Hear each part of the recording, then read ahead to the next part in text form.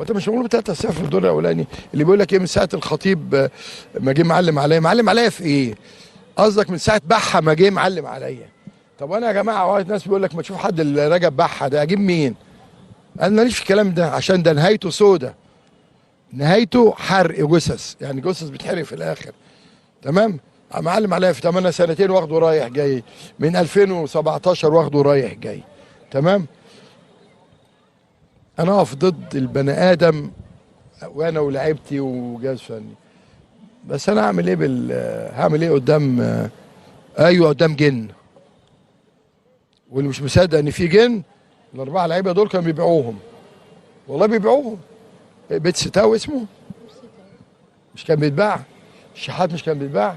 قفشه مش بيتباع؟ هاني كان بيتباع؟ هم دول جمهور الزمالك الحقيقي. ما تزعلش، اغضب كما تشاء، ومالكش دعوه بيا انا، مش مالكش دعوه بيا في يعني انت جمهور محترم معايا، مالكش دعوه بيا في الدعم، انا بيدعمني ربنا. انما الرئيس بيطلع من الحبس على العزل، من الحزل على التجميد، من التجميد على الحل. انت مش عايز ده كله ياثر على لعيبتك؟ ها، بدل ما تروح تقول هو مين رفع قضيه عزل؟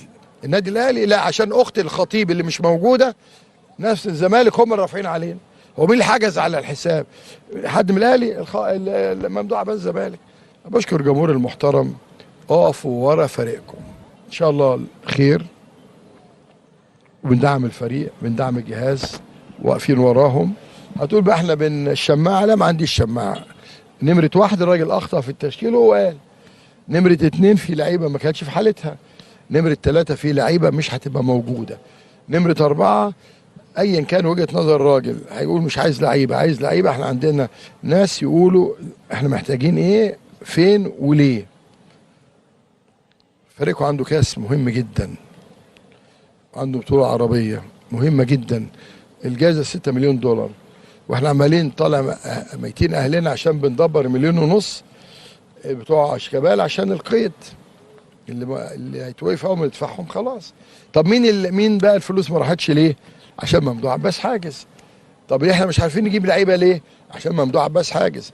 بدل ما مسكين فيا انا، قولوا لهم خلي عندكم دم تاني، خلي عندكم دم. ده عشان نصر قال كلمه منطقه تاني سحر. سحر ايه بس؟ سحر ايه؟ طب والسحر ده معمول برضو للوداد، والسحر ده معمول لبيراميدز، والسحر ده معمول للزمالك في كاس السوبر في الامارات. وبعدين دور اول ايه اللي الاهلي اتغلب فيه 3-0 ده؟ دور اول ايه اللي الاهلي اتغلب فيه من الزمالك؟ الاهلي غلب الزمالك في الدور الاول وغلب الزمالك في الدور الثاني، يعني خدك رايح جاي. و2017 ايه اللي الاهلي اتاخد فيها رايح جاي؟ هو اصلا الدوري ده اتاخد كام سنه للزمالك؟ ده هم سنتين. شوف بقى السنتين دول من سنه كام.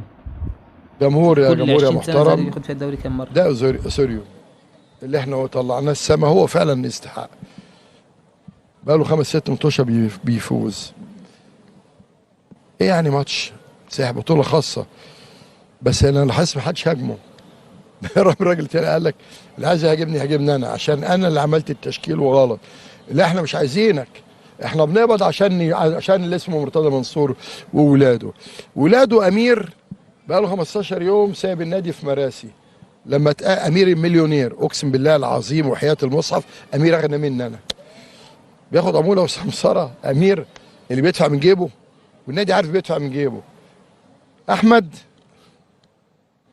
يا ريتكم يبقى معاكم زي احمد عنده. وعايز الكلب يقول له ياخد عموله وسمسره. الكلب اللي بيقول كده يعمل. انا بقول لك روح اعمل بلاغ ضدنا في النيابه، روح اعمل عشان احبسك. اتفضل. احنا ناخد عموله وسمسره. طب انا اتبرع ب 30 مليون جنيه ليه؟ يعني اخد عموله مليون واتبرع ب 30؟ ده انا بهبل. طب لما يجي لي 151 مليون واتبرع بيهم هديه ليا انا، طب على الاقل كنت سمسرت 50 من بتوعي، ما كانوا بتوع الراجل بتوعه هو. بلاش قله ادب، بلاش سفاله وتطاول، ولا هفسيك في قلب حتتك. خلي بالك في قلب مكانك. انت نضفت بعد ما الراجل خدك عنده، ها، واداك قرشين. انت نسيت يالا شبشب الزنوبه يالا؟ واحمد طه لما فضحك. لم نفسك، بحذرك مره، لم نفسك. وبعدين بعد ما نفوق بس من اللي عندنا، بس هسمع الناس الرسائل اللي انت بعتها لي. يا اعظم رئيس في التاريخ، والنبي عايز اعمل كذا، والنبي فلان الفلاني. ايه الابتزاز اللي احنا عايشين فيه ده؟ انت مين يالا اصلا؟ انت عيل خاين وهربان وهربت انت كمان. بتكلم عننا احنا، ننوس عينه وننوس عين امه؟ ولا انت منين يالا بقى؟ منين؟ ولا لم نفسك، بحذرك لم نفسك، وانت اللي جبته لنفسك. انا عمري يا ابني ما بضرب حد، بس عندي انصار بالملايين اتحملهم.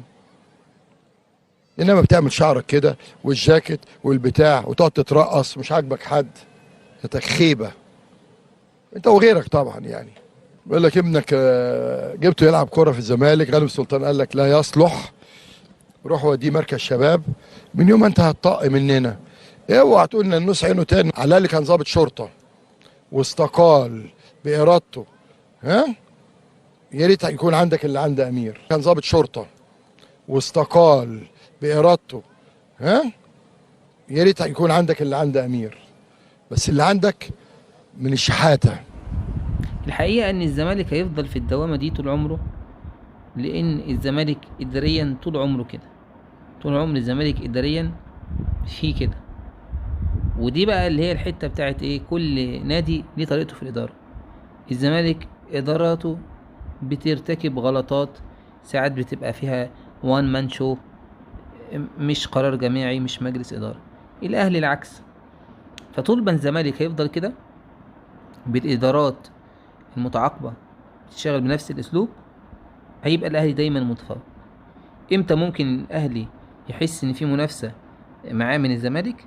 لو الزمالك بقى يعني مش وان مان شو، وبقى اداراته يعني تشتغل بشكل جماعي، ساعتها بقى ممكن نلاقي في تنافس ما بين الاهلي والزمالك وفي ندية. لكن احسب كده نسبة فوز الزمالك على الاهلي من مثلا من اول ما منو جوزيه جه، يعني من سنة 2005 مثلا، الولاية التانية من 2005 لحد 2020 او لحد 2023.